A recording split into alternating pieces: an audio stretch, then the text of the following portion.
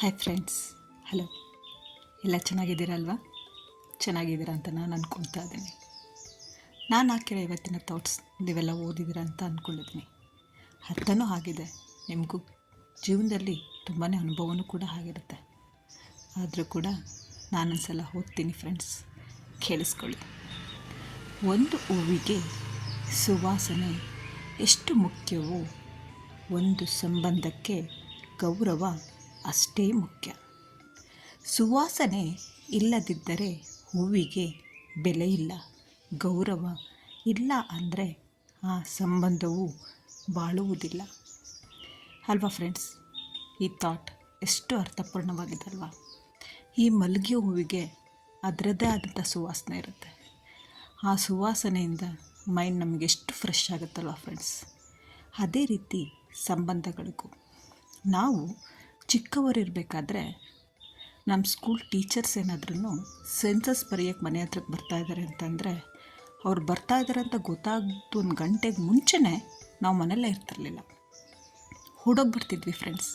ಅವ್ರು ಕಂಡ್ರೆ ಅಷ್ಟು ಭಯ, ಅಷ್ಟು ಗೌರವ ಎಲ್ಲ ಇತ್ತು. ಆ ಭಯ ಮತ್ತು ಗೌರವಕ್ಕೆ ನಾವೇನು ಮಾಡ್ತಿದ್ವಿ ಫ್ರೆಂಡ್ಸ್?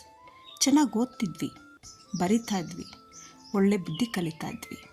ಆದರೆ ಈಗಿನ ಮಕ್ಕಳಿಗೆ ಹೇಗಾಗಿದೆ ಅಂತಂದರೆ ಅಲ್ಲಿ ಟೀಚರ್ ನಿಂತಿದ್ದಾರೆ ಅಂದ್ರೂ ಕೂಡ ಯಾವುದೇ ಭಯ ಇಲ್ಲ, ಏನೂ ಇಲ್ಲ ಫ್ರೆಂಡ್ಸ್. ಕಲ್ಚರ್ ಅನ್ನೋದೇ ಮರ್ತೋಗ್ತಾ ಇದೆ. ನಾವೆಲ್ಲ ಹಿಂದೆ ಅಪ್ಪ ಅಮ್ಮ ಏನಾದರೂ ಅಲ್ಲಿ ಬರ್ತಾಯಿದ್ದಾರೆ ಮತ್ತು ಅವ್ರೇನಾದ್ರು ಕುರ್ಚಿ ಮೇಲೆ ಕೂತಿದ್ದಾರೆ ಅಂತಂದರೆ ಅವ್ರ ಮುಂದೆ ಕೂರೋಕ್ಕೂ ಕೂಡ ಹೆದರ್ತಾಯಿದ್ವಿ, ಅವ್ರ ಮುಂದೆ ಮಾತಾಡೋಕ್ಕೂ ಕೂಡ ಹೆದರ್ತಾಯಿದ್ವಿ. ಅಷ್ಟು ಅವರಿಗೆ ಅಂದರೆ ಅದನ್ನು ನಾವು ಭಯ ಅಂತ ಅಂದ್ಕೊಬಾರ್ದು ಫ್ರೆಂಡ್ಸ್. ನಾವು ಕೊಡ್ತಿದ್ದಂತಹ ಗೌರವ ಅದು ಇವಾಗ ಇಲ್ದಂಗಾಗಿದೆ. ಈಗಿನ ಮಕ್ಕಳೇನು ಮಾಡ್ತಾಯಿದ್ದಾರೆ? ಅಪ್ಪ ಅಮ್ಮ ಅನ್ನೋದೊಂದು ಬೆಲೆ ಇಲ್ಲ, ಅಕ್ಕ ತಂಗಿ ತಮ್ಮ ಯಾವುದೇ ರೀತಿ ಸಂಬಂಧಕ್ಕೆ ಬೆಲೆನೇ ಇಲ್ಲ, ಹಾಗಾಗೋಗಿದೆ ಫ್ರೆಂಡ್ಸ್. ಬೆಳೀತಾರೆ, ದೊಡ್ಡವರಾಗ್ತಾರೆ, ಅವ್ರ ಪಾಡಿಗೆ ಅವ್ರ ಕೆಲ್ಸಕ್ಕೆ ಹೋಗ್ತಾರೆ, ಅವ್ರದ್ದೇ ಆದಂಥ ಮದುವೆ ಆಗುತ್ತೆ, ಬಿಟ್ಟಾಕ್ತಾರೆ ಅಪ್ಪ ಅಮ್ಮನ. ಎಲ್ಲೋಗ್ಬೇಕಪ್ಪ ಅಮ್ಮ ಅವರಿಗೆ ಅಂತ ಅನಾಥಾಶ್ರಮ. ಅವ್ರು ಈ ಜೀವನದಲ್ಲಿ ಎಷ್ಟೇ ಕಷ್ಟಪಟ್ಟಿದ್ರು ಆ ಮಗು ಸಾಕೋಕ್ಕೆ ಎಷ್ಟೇ ಕಷ್ಟಪಟ್ಟು ಕೂಲಿ ಮಾಡಿ ಕೆಲಸ ಮಾಡಿ ಆ ಮಗುನ ಆ ಹಂತಕ್ಕೆ ತಂದಿದ್ರು ಕೂಡ ಕೊನೆಗೆ ಮಕ್ಕಳುಗಳಿಗೆ ತಂದೆ ತಾಯಿ ನೋಡ್ಕೊಳ್ಳೋಕ್ಕೂ ಕೂಡ ಸಮಯ ಇಲ್ಲ. ಅವ್ರನ್ನ ಅನಾಥಾಶ್ರಮದಲ್ಲಿ ಬಿಡ್ತಾರೆ, ಸುಮ್ಮನಾಗಿರ್ತಾರೆ. ಈಗಿನ ಮಕ್ಕಳು ಮೊಬೈಲಿಗೆ ಎಷ್ಟು ಅಡಿಕ್ಟ್ ಆಗಿದ್ದಾರೆ ಅಂತಂದರೆ ಊಟ ಮಾಡಬೇಕಾದ್ರೂ ಮೊಬೈಲ್, ಎಲ್ಲವಕ್ಕೂ ಮೊಬೈಲ್, ಆಟ ಆಡೋದೇ ಇಲ್ಲ ಮತ್ತು ಬೇರೆಯವ್ರ ಜೊತೆ ಬೆರೆಯೋದೇ ಇಲ್ಲ, ಹಾಗಾಗೋಗಿದೆ ಫ್ರೆಂಡ್ಸ್. ಇದಕ್ಕೆಲ್ಲ ತಪ್ಪು ನನ್ನ ಮಕ್ಕಳನ್ನು ದೂಷಿಸ್ತಾ ಇಲ್ಲ, ಮೀನ್ಸ್ ನಮ್ಮನ್ನು ನಾವು ಹೇಳ್ತಾ ಇದ್ದೀವಿ. ನಾವು ಏನು ಮಾಡ್ತೀವಿ? ಕೆಲಸಕ್ಕೆ ಹೋಗ್ತೀವಿ, ನಮ್ಮದೇ ಆದಂಥ ಟೆನ್ಷನ್ ಆದಂಥ ಬ್ಯುಸಿ, ಬರ್ತೀವಿ, ಮಕ್ಕಳಿಗೆ ಏನೋ ಒಂದು ಸ್ವಲ್ಪ ತಿನ್ನೋಕ್ಕೆ ಕೊಡ್ತೀವಿ, ಓದ್ಸೋಕ್ಕೆ ಕಳಿಸ್ತೀವಿ, ಮತ್ತು ರಾತ್ರಿ ಆಗಿರುತ್ತೆ, ಮಲ್ಕೊಳ್ಳಿಂತೀವಿ, ಬೆಳಗ್ಗೆ ಎದ್ದೇಳ್ತೀವಿ, ಯಥಾ ಪ್ರಕಾರ ತಥಾಸ್ಥಿತಿ. ಮಕ್ಕಳ ಜೊತೆನೂ ಕೂಡ ನಾವು ಒಂದು ಚೂರು ಟೈಮ್ನ ಸ್ಪೆಂಡ್ ಮಾಡ್ತಾ ಇಲ್ಲ. ಆ ಮಕ್ಕಳ ಜೊತೆ ನಾವು ಸ್ಪೆಂಡ್ ಮಾಡಲಿಲ್ಲ ಅಂದರೆ ಮಕ್ಕಳಿಗೆ ಏನು ಅರ್ಥ ಆಗುತ್ತೆ ಫ್ರೆಂಡ್ಸ್?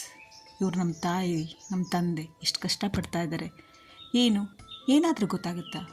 ಏನೂ ಗೊತ್ತಾಗಲ್ಲ. ಅವ್ರ ಜೊತೆ ಮಾತುಕತೆನೇ ಇಲ್ಲ. ನಾವು ಒಂದು 5 ನಿಮಿಷ ಫ್ರೀ ಸಿಕ್ಕಿದರೆ ಸಾಕು, ಮೊಬೈಲ್ ಇಟ್ಕೊಂಡು ನಾವು ಕೂತ್ಕೋತೀವಿ. ಮಕ್ಕಳೊಂದು ಕಡೆ ಮೊಬೈಲ್ ಇಟ್ಕೊಂಡಿರ್ತಾರೆ, ನಾವೊಂದು ಕಡೆ ಮೊಬೈಲ್ ಇಟ್ಕೊಂಡಿರ್ತೀವಿ. ನಮ್ಮ ಮಧ್ಯೆ ಬಾಂಧವ್ಯ ಅನ್ನೋದೇ ಹೋಗ್ತಾ ಇದೆ, ಸಂಬಂಧದ ಬೆಲೆನೇ ಕೂಡ ಹೋಗ್ತಾ ಇದೆ. ಅದೇನಾಗುತ್ತೆ ಮುಂದೆ? ಅದೇ ಚಿಕ್ಕದಾಗಿದ್ದು ದೊಡ್ಡದಾಗಿ ಮರವಾಗುತ್ತೆ. ಅದೇ ಎಫೆಕ್ಟ್ ಕೊನೆಗೆ ಅನಾಥಾಶ್ರಮ. ಅದು ನನ್ನ ಅನಿಸಿಕೆ ಏನಂತಂದರೆ, ದಯವಿಟ್ಟು ನಮಗೆಷ್ಟೇ ಬ್ಯುಸಿ ಇರಲಿ, ಮಕ್ಕಳಿಗೆ ಒಂದು ಸ್ವಲ್ಪ ಸಮಯ ಕೊಡಬೇಕು. ಹೊರಗಡೆ ಪ್ರಪಂಚದಲ್ಲಿ ಏನು ಆಗ್ತಿದೆ ಅನ್ನೋದನ್ನು ಮಕ್ಕಳಿಗೊಂದು ಸ್ವಲ್ಪ ತಿಳಿಸ್ಬೇಕು. ಅಜ್ಜಿ, ತಾತ, ತಂಗಿ, ತಮ್ಮ ಇವ್ರುಗಳ ಮಧ್ಯೆ ನಾವು ಬೆಳಿಲಿಕ್ಕೆ ಬಿಡಬೇಕು ಫ್ರೆಂಡ್ಸ್. ಅವ್ರನ್ನ ಈ ಪ್ರಕೃತಿ ಮಧ್ಯೆ ಅವ್ರನ್ನ ಆಟಾಡೋಕ್ಕೆ ಬಿಡಬೇಕು, ಮಣ್ಣಲ್ಲಿ ಎಲ್ಲದರಲ್ಲೂ ಆಟಾಡೋಕ್ಕೆ ಬಿಡಬೇಕು ಫ್ರೆಂಡ್ಸ್. ನಾವು ಬಿಡ್ತಾ ಇಲ್ಲ. ಅದನ್ನು ಕಟ್ಟಾಕೊಂಡು ಅದು ಫುಲ್ ಫ್ರೀ ಬಿಟ್ಟಾಗ ಏನಾಗ್ತಾ ಇದೆ ಅಂದರೆ ನಮಗೆ ಹಿಡ್ತಕ್ಕೆ ಸಿಗ್ದಂಗೆ ಹೋಗ್ತಾ ಇದ್ದಾರೆ ಮಕ್ಕಳು. ನಾನು ಅದಕ್ಕೋಸ್ಕರ ಹೇಳ್ತಾ ಇದ್ದೀನಿ ಫ್ರೆಂಡ್ಸ್, ಈಗಲಿಂದಲೇ ನಮ್ಮ ಮಕ್ಕಳಿಗೆ ನಾವು ಎಲ್ಲವನ್ನೂ ಕಳಿಸ್ತಾ ಹೋಗೋಣ. ಈ ಭಾರತದ ಸಂಸ್ಕೃತಿನ ಪ್ಲೀಸ್ ದಯವಿಟ್ಟು ಇನ್ನೂ 2-3 ತಲೆಮಾರಿಗೆ ಇರೋ ಹಾಗೆ ಉಳಿಸೋಣ. ಈಗಲೇ ನಾವು ಕಳಿಸ್ಬಿಟ್ರೆ ಈ ಭಾರತದ ಸಂಸ್ಕೃತಿಯ ನಾಡು ಅನ್ನೋದೇ ಮರ್ತೋಗ್ಬಿಡುತ್ತೆ ಫ್ರೆಂಡ್ಸ್.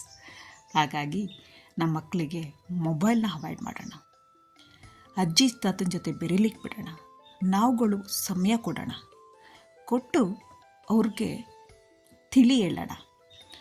ನಿಮ್ಮ ಸ್ಕೂಲಲ್ಲಿ ಏನಾಗಿದೆ, ನಿಮ್ಮ ಫ್ರೆಂಡ್ಸ್ ಯಾವ ರೀತಿ ಅನ್ನೋದನ್ನೆಲ್ಲನೂ ನಾವು ಅವ್ರ ಹತ್ರ ತಿಳ್ಕೊಂಡು ಅವ್ರಿಗೆ ನಾವು ಬುದ್ಧಿವಾದ ಹೇಳೋಣ.